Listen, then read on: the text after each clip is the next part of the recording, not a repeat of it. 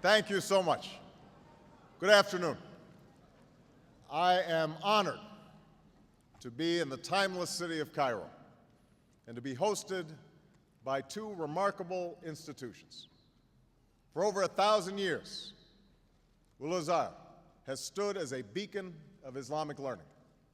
And for over a century, Cairo University has been a source of Egypt's advancement. And together, you represent the harmony between tradition and progress. I'm grateful for your hospitality and the hospitality of the people of Egypt. And I'm also proud to carry with me the goodwill of the American people and a greeting of peace from Muslim communities in my country. Assalamu alaikum.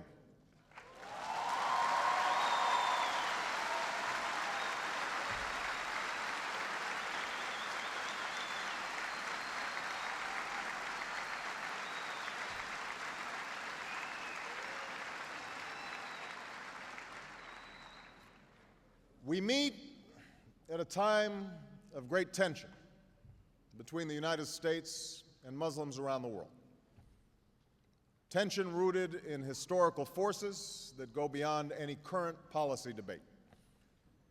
The relationship between Islam and the West includes centuries of coexistence and cooperation, but also conflict and religious wars. More recently, tension has been fed by colonialism that denied rights and opportunities to many Muslims, and a Cold War in which Muslim-majority countries were too often treated as proxies without regard to their own aspirations. Moreover, the sweeping change brought by modernity and globalization led many Muslims to view the West as hostile to the traditions of Islam. Violent extremists have exploited these tensions in a small but potent minority of Muslims. The attacks of September 11, 2001, and the continued efforts of these extremists to engage in violence against civilians has led some in my country to view Islam as inevitably hostile not only to America and Western countries, but also to human rights. All this has bred more fear and more mistrust. So long as our relationship is defined by our differences, we will empower those who sow hatred rather than peace, those who promote conflict rather than the cooperation that can help all of our people achieve justice and prosperity. And this cycle of suspicion and discord must end. I've come here to Cairo to seek a new beginning between the United States and Muslims around the world, one based on mutual interest and mutual respect, and one based upon the truth that America and Islam are not exclusive and need not be in competition. Instead, they overlap and share common principles of justice and progress, tolerance, and the dignity of all human beings. I do so recognizing that change cannot happen overnight. I know there's been a lot of publicity about this speech, but no single speech can eradicate years of mistrust, nor can I answer in the time that I have this afternoon all the complex questions that brought us to this point. But I am convinced that in order to move forward, we must say openly to each other the things we hold in our hearts, and that too often are said only behind closed doors. There must be a sustained effort to listen to each other, to learn from each other, to respect one another, and to seek common ground. As the Holy Quran tells us, be conscious of God and speak always the truth.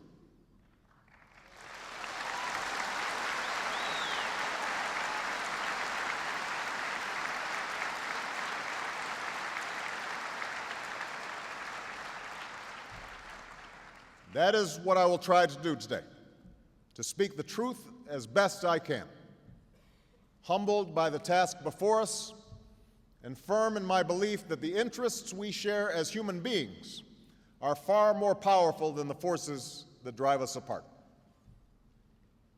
Now, part of this conviction is rooted in my own experience. I'm a Christian, but my father came from a Kenyan family that includes generations of Muslims. As a boy, I spent several years in Indonesia and heard the call of the azan at the break of dawn and at the fall of dusk. As a young man, I worked in Chicago communities where many found dignity and peace in their Muslim faith. As a student of history, I also know civilization's debt to Islam. It was Islam at places like Uluzar that carried the light of learning through so many centuries, paving the way for Europe's Renaissance and Enlightenment. It was innovation in Muslim communities.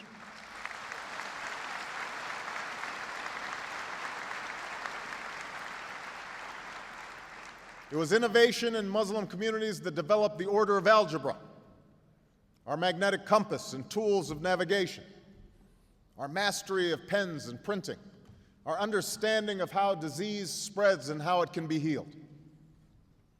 Islamic culture has given us majestic arches and soaring spires, timeless poetry and cherished music, elegant calligraphy, and places of peaceful contemplation. And throughout history, Islam has demonstrated through words and deeds the possibilities of religious tolerance and racial equality.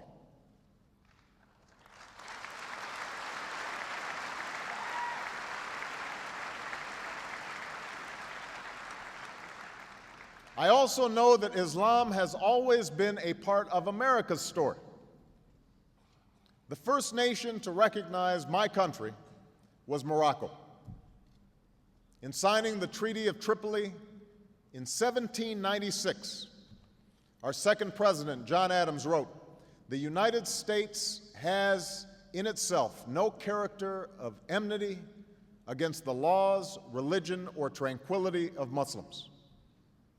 And since our founding, American Muslims have enriched the United States. They have fought in our wars, they have served in our government, they have stood for civil rights, they have started businesses, they have taught at our universities, they've excelled in our sports arenas, they've won Nobel Prizes, built our tallest building, and lit the Olympic torch. And when the first Muslim American was recently elected to Congress, he took the oath to defend our Constitution using the same Holy Quran that one of our founding fathers, Thomas Jefferson, kept in his personal library.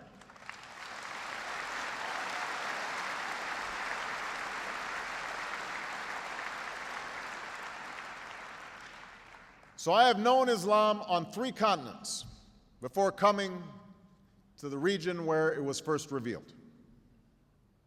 That experience guides my conviction that partnership between America and Islam must be based on what Islam is, not what it isn't.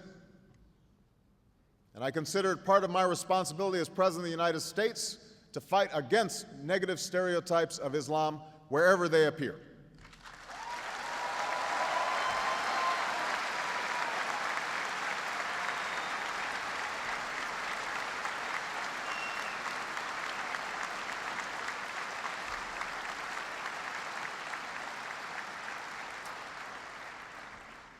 But that same principle must apply to Muslim perceptions of America. Just as Muslims do not fit a crude stereotype, America is not the crude stereotype of a self-interested empire. The United States has been one of the greatest sources of progress that the world has ever known. We were born out of revolution against an empire. We were founded upon the ideal that all are created equal. And we have shed blood and struggled for centuries to give meaning to those words, within our borders and around the world. We are shaped by every culture, drawn from every end of the earth, and dedicated to a simple concept, e pluribus unum, out of many, one. Now, much has been made of the fact that an African American with the name Barack Hussein Obama could be elected president.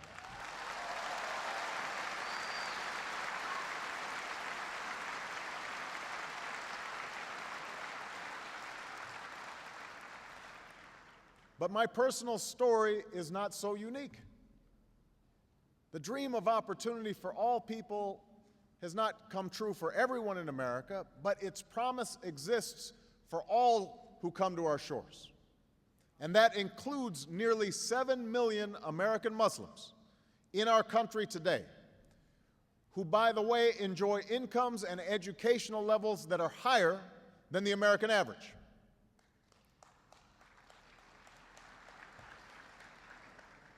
Moreover, freedom in America is indivisible from the freedom to practice one's religion. That is why there is a mosque in every state in our union and over 1,200 mosques within our borders. That's why the United States government has gone to court to protect the right of women and girls to wear the hijab and to punish those who would deny it. So let there be no doubt.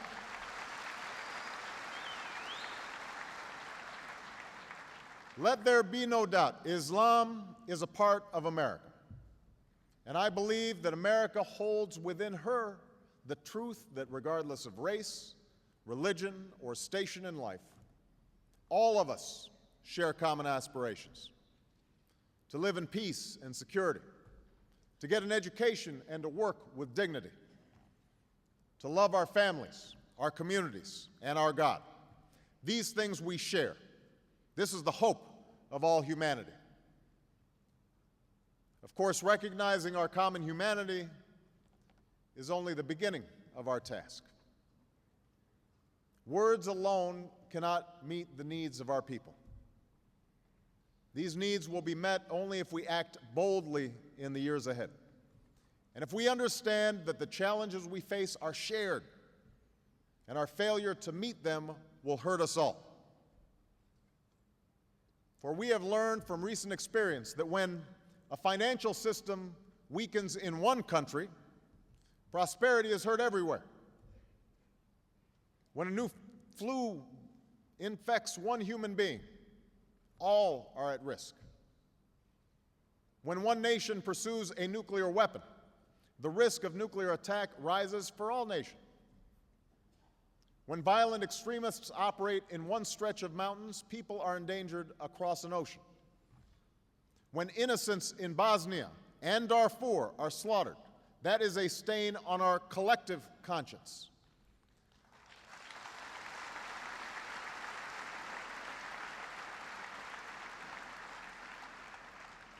That is what it means to share this world in the 21st century. That is the responsibility we have to one another as human beings.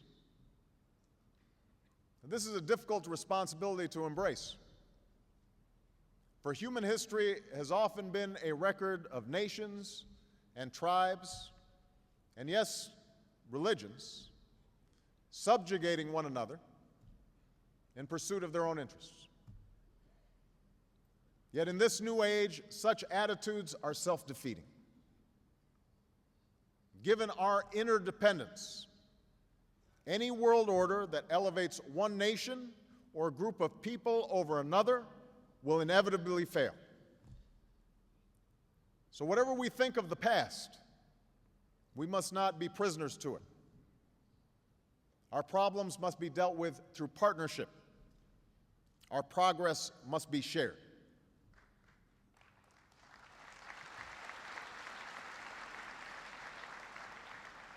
Now, that does not mean we should ignore sources of tension. Indeed, it suggests the opposite. We must face these tensions squarely.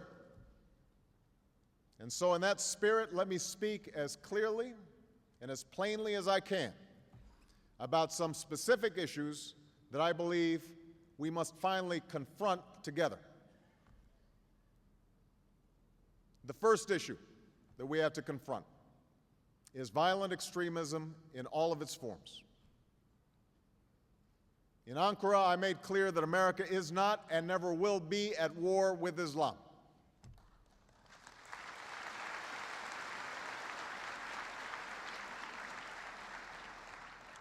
We will, however, relentlessly confront violent extremists who pose a grave threat to our security, because we reject the same thing that people of all faiths reject: the killing of innocent men, women, and children. And it is my first duty as president to protect the American people. The situation in Afghanistan demonstrates America's goals and our need to work together. Over 7 years ago, the United States pursued al-Qaeda and the Taliban with broad international support. We did not go by choice. We went because of necessity. I'm aware that there's still some who would question or even justify the offense of 9/11. But let us be clear. Al-Qaeda killed nearly 3,000 people on that day. The victims were innocent men, women, and children from America and many other nations who had done nothing to harm anybody. And yet Al-Qaeda chose to ruthlessly murder these people, claimed credit for the attack, and even now states their determination to kill on a massive scale. They have affiliates in many countries and are trying to expand their reach. These are not opinions to be debated. These are facts to be dealt with. Now, make no mistake, we do not want to keep our troops in Afghanistan. We seek no military bases there. It is agonizing for America to lose our young men and women. It is costly and politically difficult to continue this conflict.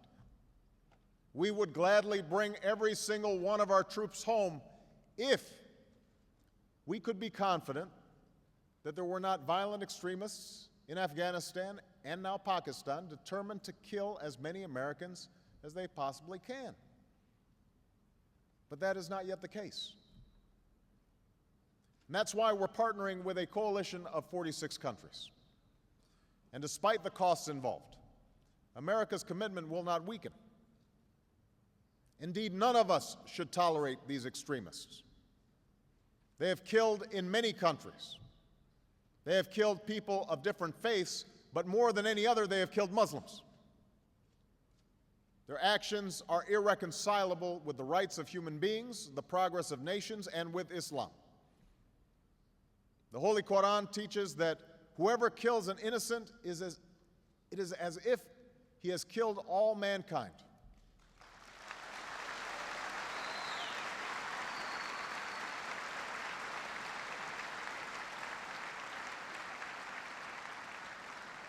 And the Holy Quran also says, whoever saves a person, it is as if he has saved all mankind.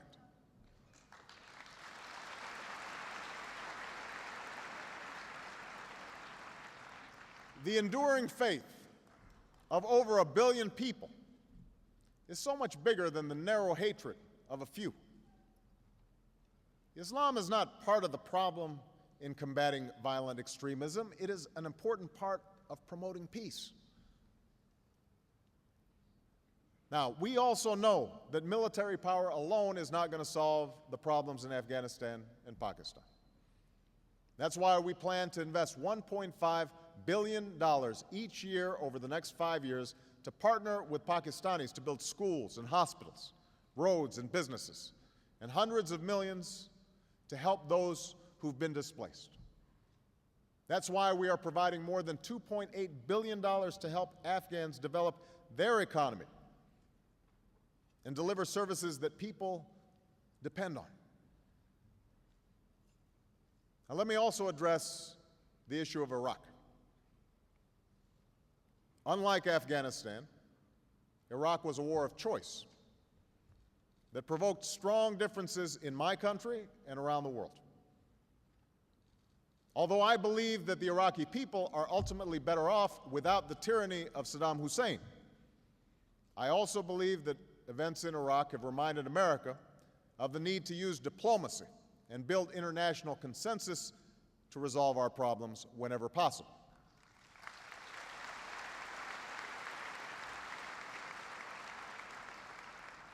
Indeed, we can recall the words of Thomas Jefferson, who said, "I hope that our wisdom will grow with our power and teach us that the less we use our power, the greater it will be."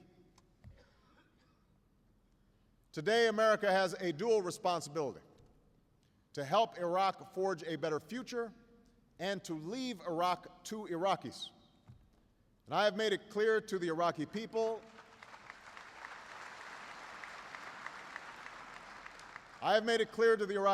that we pursue no bases and no claim on their territory or resources. Iraq's sovereignty is its own. And that's why I ordered the removal of our combat brigades by next August. That is why we will honor our agreement with Iraq's democratically elected government to remove combat troops from Iraqi cities by July, and to remove all of our troops from Iraq by 2012.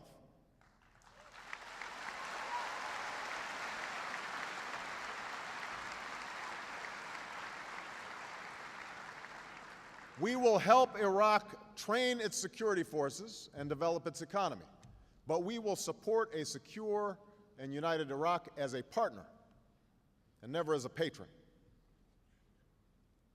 And finally, just as America can never tolerate violence by extremists, we must never alter or forget our principles.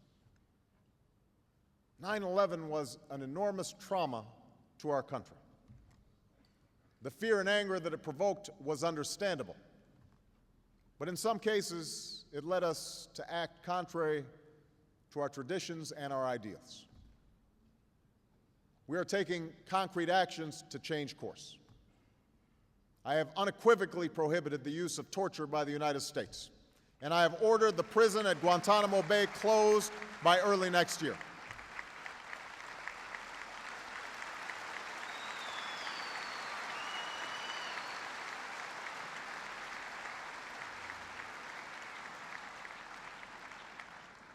So America will defend itself, respectful of the sovereignty of nations and the rule of law.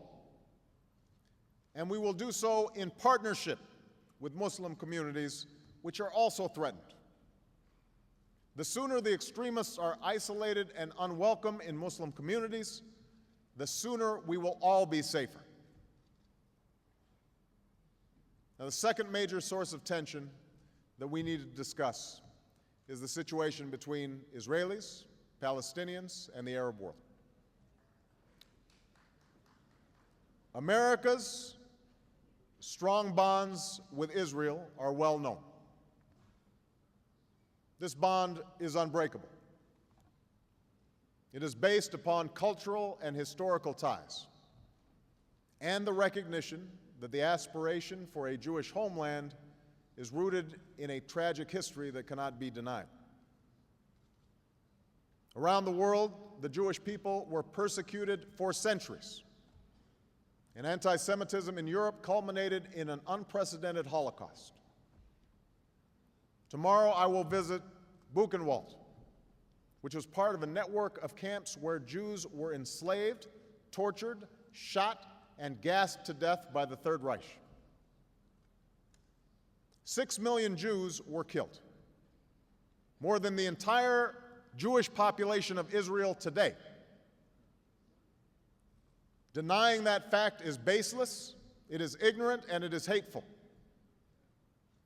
Threatening Israel with destruction or repeating vile stereotypes about Jews is deeply wrong and only serves to evoke in the minds of Israelis this most painful of memories, while preventing the peace that the people of this region deserve. On the other hand, it is also undeniable that the Palestinian people, Muslims and Christians, has suffered in pursuit of a homeland. For more than 60 years, they've endured the pain of dislocation. Many wait in refugee camps in the West Bank, Gaza, and neighboring lands for a life of peace and security that they have never been able to lead. They endure the daily humiliations, large and small, that come with occupation. So let there be no doubt, the situation for the Palestinian people is intolerable, and America will not turn our backs on the legitimate Palestinian aspiration for dignity, opportunity, and a state of their own.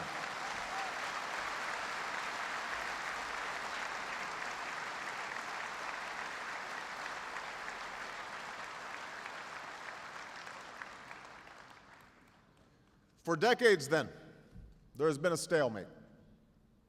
Two peoples with legitimate aspirations, each with a painful history that makes compromise elusive. It's easy to point fingers. For Palestinians to point to the displacement brought about by Israel's founding, and for Israelis to point to the constant hostility and attacks throughout its history, from within its borders as well as beyond. But if we see this conflict only from one side or the other, then we will be blind to the truth. The only resolution is for the aspirations of both sides to be met through two states where Israelis and Palestinians each live in peace and security.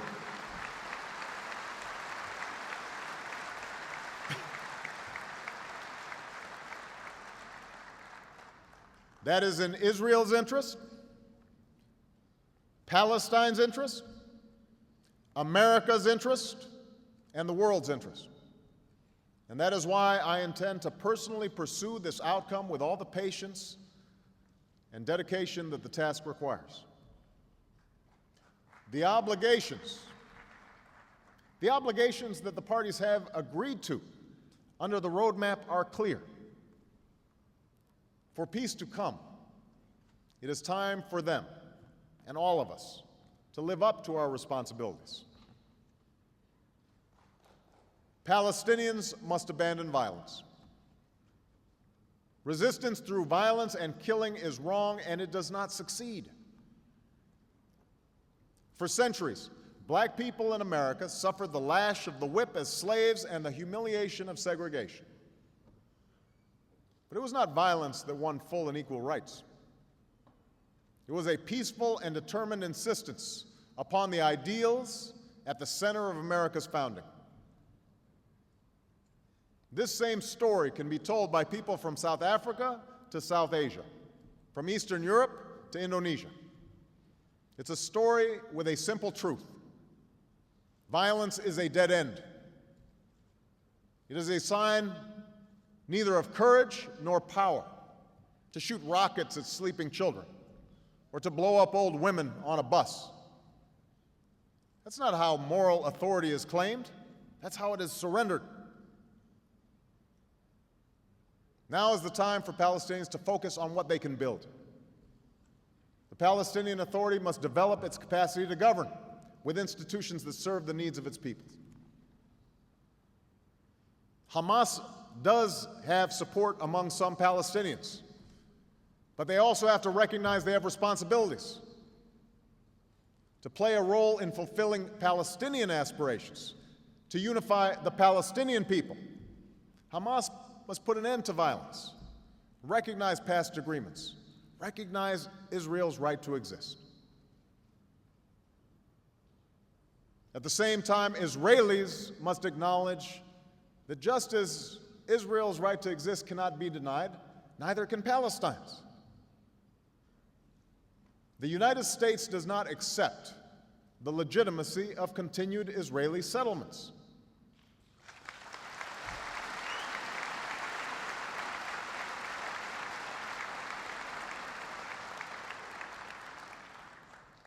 This construction violates previous agreements and undermines efforts to achieve peace. It is time for these settlements to stop.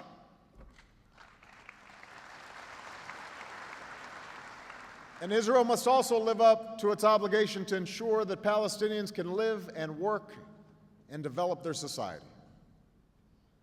Just as it devastates Palestinian families, the continuing humanitarian crisis in Gaza does not serve Israel's security. Neither does the continuing lack of opportunity in the West Bank.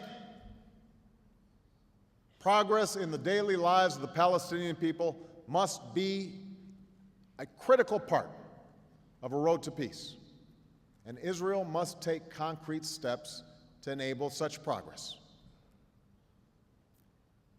And finally, the Arab states must recognize that the Arab Peace Initiative was an important beginning, but not the end of their responsibilities. The Arab-Israeli conflict should no longer be used to distract the people of Arab nations from other problems. Instead, it must be a cause for action to help the Palestinian people develop the institutions that will sustain their state, to recognize Israel's legitimacy, and to choose progress over a self-defeating focus on the past. America will align our policies with those who pursue peace. And we will say in public what we say in private to Israelis and Palestinians and Arabs. We cannot impose peace, but privately, many Muslims recognize that Israel will not go away. Likewise, many Israelis recognize the need for a Palestinian state. It is time for us to act on what everyone knows to be true. Too many tears have been shed. Too much blood has been shed.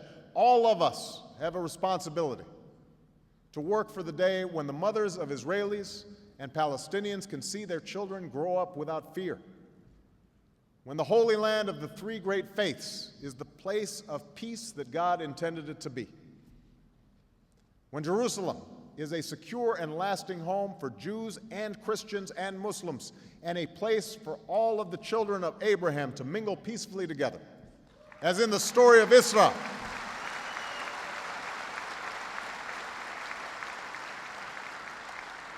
As in the story of Israel, when Moses, Jesus, and Muhammad, peace be upon them, joined in prayer.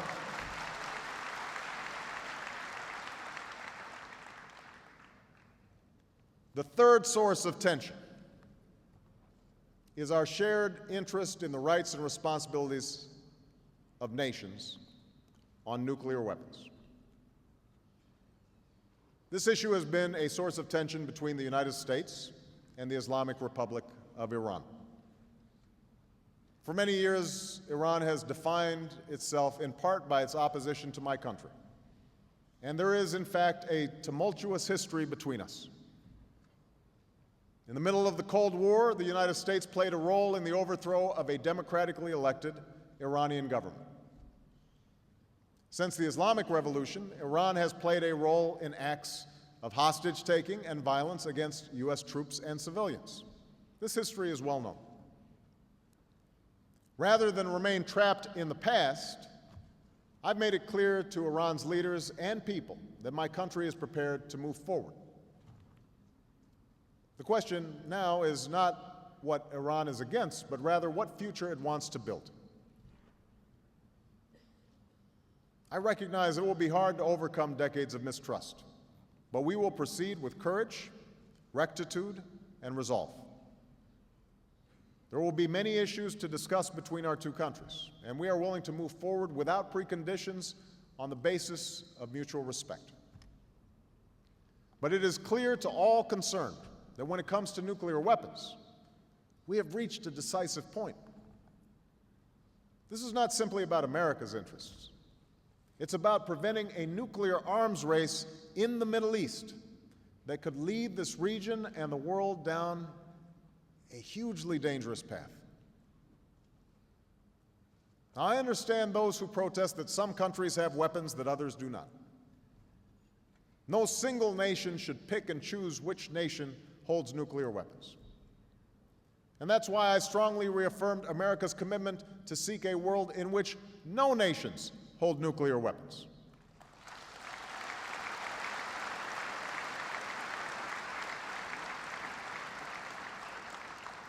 And any nation, including Iran, should have the right to access peaceful nuclear power if it complies with its responsibilities under the Nuclear Non-Proliferation Treaty. That commitment is at the core of the treaty, and it must be kept for all who fully abide by it. And I'm hopeful that all countries in the region can share in this goal. The fourth issue that I will address is democracy. I know there has been controversy about the promotion of democracy in recent years, and much of this controversy is connected to the war in Iraq. So let me be clear. No system of government can or should be imposed by one nation by any other.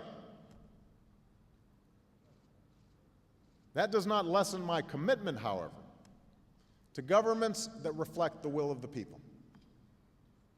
Each nation gives life to this principle in its own way, grounded in the traditions of its own people. America does not presume to know what is best for everyone, just as we would not presume to pick the outcome of a peaceful election. But I do have an unyielding belief that all people yearn for certain things: the ability to speak your mind and have a say in how you are governed, confidence in the rule of law and the equal administration of justice, government that is transparent and doesn't steal from the people, the freedom to live as you choose. These are not just American ideas, they are human rights, and that is why we will support them everywhere.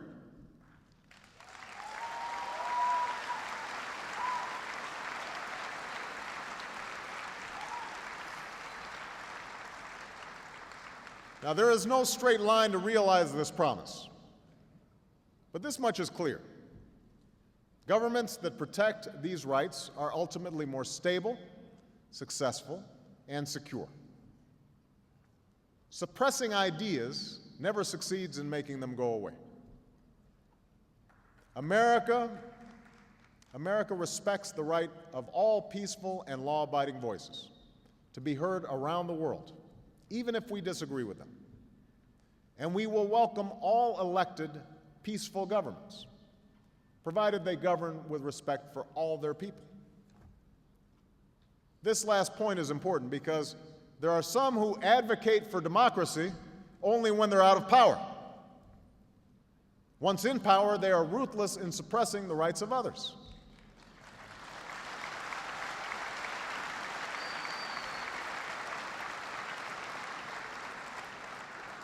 So no matter where it takes hold, government of the people and by the people sets a single standard for all who would hold power. You must maintain your power through consent, not coercion. You must respect the rights of minorities and participate with a spirit of tolerance and compromise. You must place the interests of your people and the legitimate workings of the political process above your party. Without these ingredients, elections alone do not make true democracy. Thank you.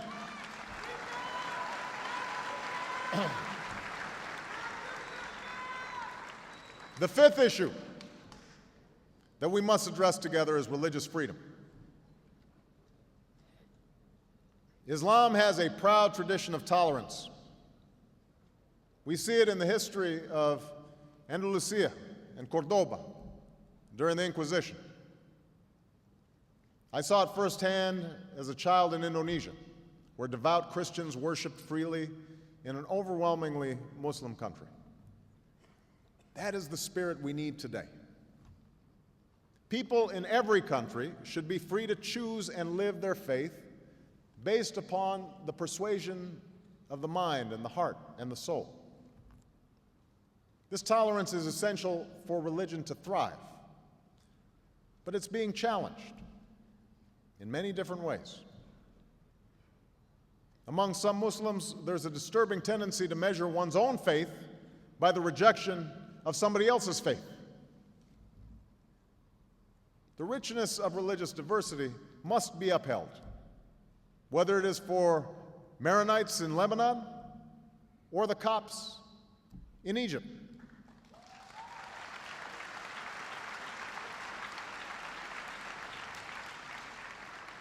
And if we are being honest, fault lines must be closed among Muslims as well, as the divisions between Sunni and Shia have led to tragic violence, particularly in Iraq. Freedom of religion is central to the ability of peoples to live together. We must always examine the ways in which we protect it. For instance, in the United States, rules on charitable giving have made it harder for Muslims to fulfill their religious obligation. That's why I'm committed to working with American Muslims to ensure that they can fulfill zakat. Likewise, it is important for Western countries to avoid impeding Muslim citizens from practicing religion as they see fit. For instance, by dictating what clothes a Muslim woman should wear. We can't disguise hostility towards any religion behind the pretense of liberalism. In fact, faith should bring us together. And that's why we're forging service projects in America that bring together Christians, Muslims, and Jews. That's why we welcome efforts like Saudi Arabian King Abdullah's interfaith dialogue and Turkey's leadership in the Alliance of Civilizations.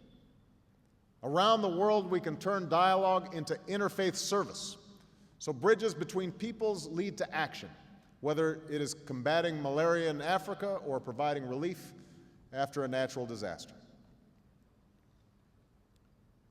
The sixth issue that I want to address is women's rights. I know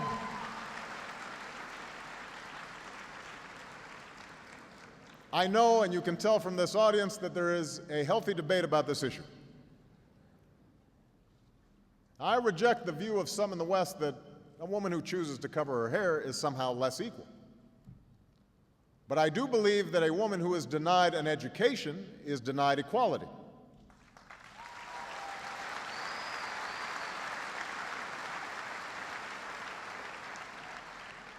And it is no coincidence that countries where women are well educated are far more likely to be prosperous.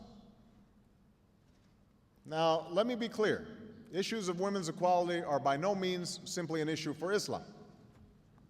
In Turkey, Pakistan, Bangladesh, Indonesia, we've seen Muslim-majority countries elect a woman to lead. Meanwhile, the struggle for women's equality continues in many aspects of American life and in countries around the world. I am convinced that our daughters can contribute just as much to society as our sons.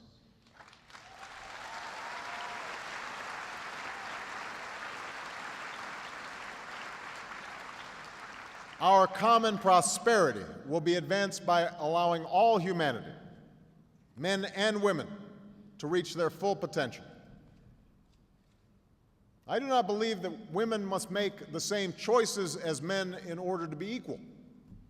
And I respect those women who choose to live their lives in traditional roles. But it should be their choice. And that is why the United States will partner with any Muslim-majority country to support expanded literacy for girls and to help young women pursue employment through microfinancing that helps people live their dreams.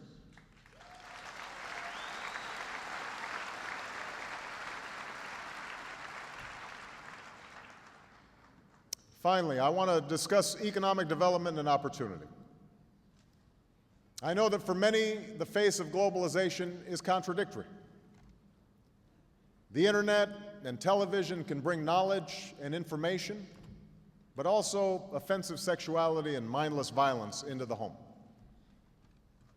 Trade can bring new wealth and opportunities, but also huge disruptions and change in communities. In all nations, including America, this change can bring fear. Fear that because of modernity, we lose control over our economic choices, our politics, and most importantly, our identities, those things we most cherish about our communities, our families, our traditions, and our faith. But I also know that human progress cannot be denied.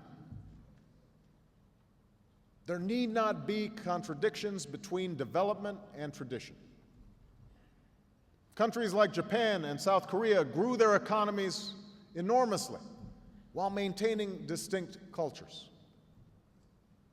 The same is true for the astonishing progress within Muslim-majority countries from Kuala Lumpur to Dubai. In ancient times and in our times, Muslim communities have been at the forefront of innovation and education. And this is important because no development strategy can be based only upon what comes out of the ground, nor can it be sustained while young people are out of work. Many Gulf states have enjoyed great wealth as a consequence of oil, and some are beginning to focus it on broader development. But all of us must recognize that education and innovation will be the currency of the 21st century. And in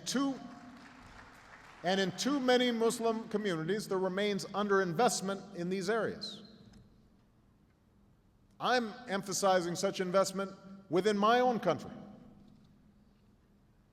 And while America in the past has focused on oil and gas when it comes to this part of the world, we now seek a broader engagement. On education, we will expand exchange programs and increase scholarships, like the one that brought my father to America.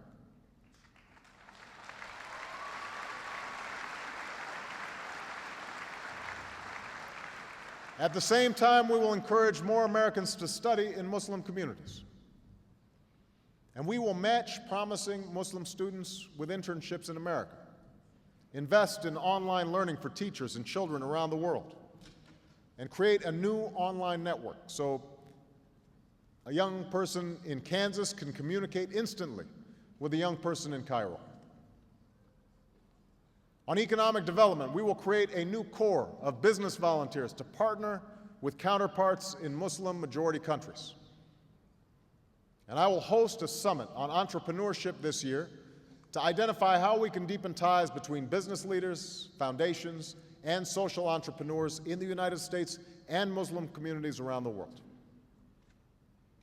On science and technology, we will launch a new fund to support technological development in Muslim-majority countries and to help transfer ideas to the marketplace so they can create more jobs.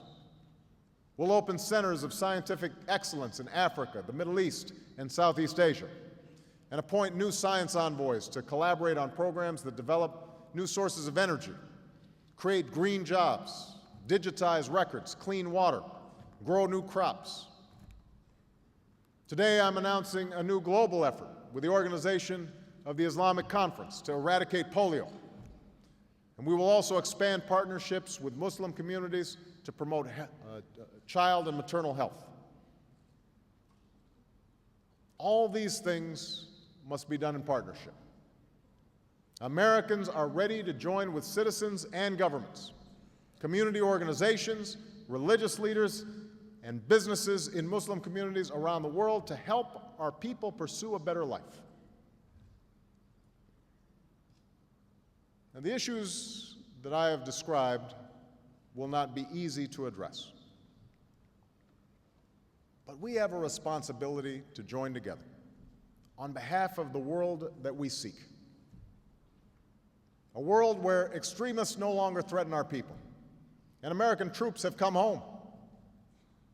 A world where Israelis and Palestinians are each secure in a state of their own, and nuclear energy is used for peaceful purposes.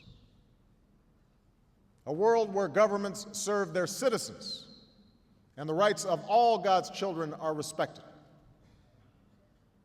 Those are mutual interests That is the world we seek. But we can only achieve it together. I know there are many, Muslim and non-Muslim, who question whether we can forge this new beginning. Some are eager to stoke the flames of division and to stand in the way of progress. Some suggest that it isn't worth the effort, that we are fated to disagree, and civilizations are doomed to clash.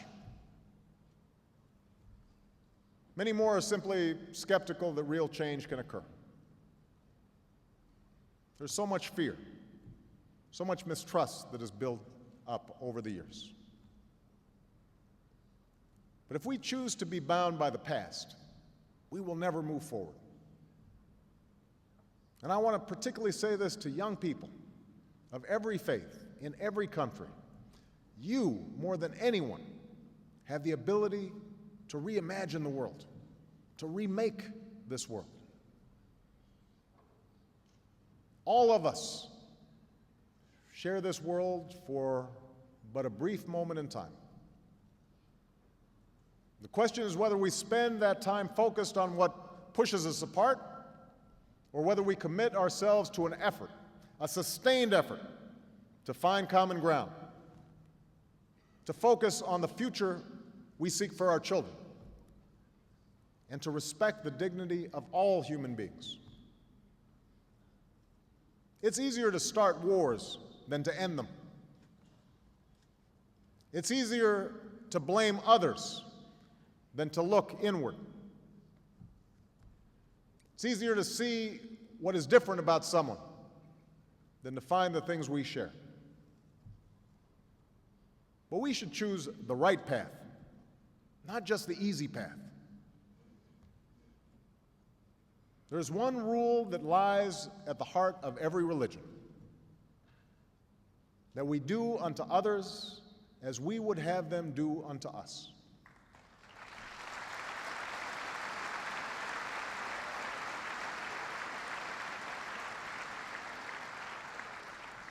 This truth transcends nations and peoples. A belief that isn't new, that isn't black or white or brown, that isn't Christian or Muslim or Jew. It's a belief that pulsed in the cradle of civilization and that still beats in the hearts of billions around the world. It's a faith in other people, and it's what brought me here today.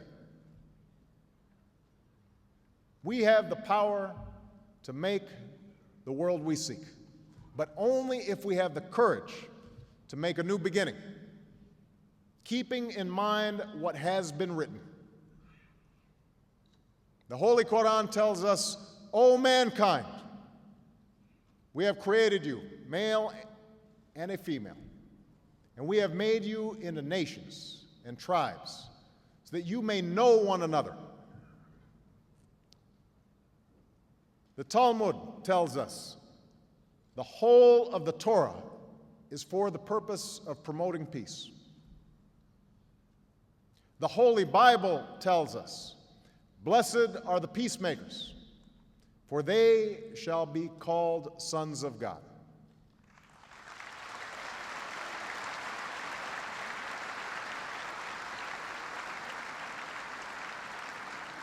The people of the world can live together in peace. We know that is God's vision. Now that must be our work here on earth. Thank you, and may God's peace be upon you. Thank you very much. Thank you.